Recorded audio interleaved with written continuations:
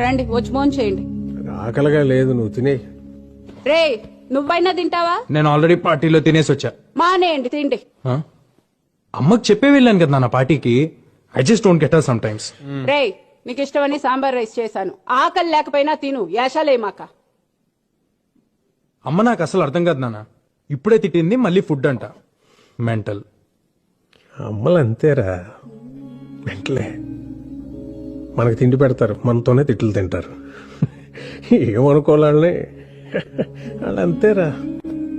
గొడవ పడేది మనతోనే, మన మంచి కోసమే.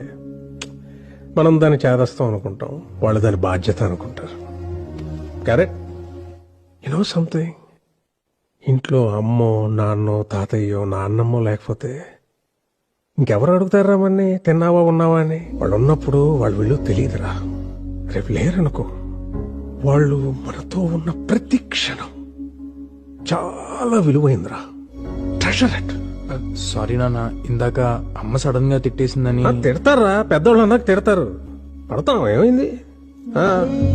ఈగో ఎందుకు మనకి? అన్నది మనోళ్లేగా, మన కోసమేగా. వాళ్ళు ఉన్నంత వరకేరా. వాళ్ళ చిన్న పిల్లలు, వాళ్ళు పోతే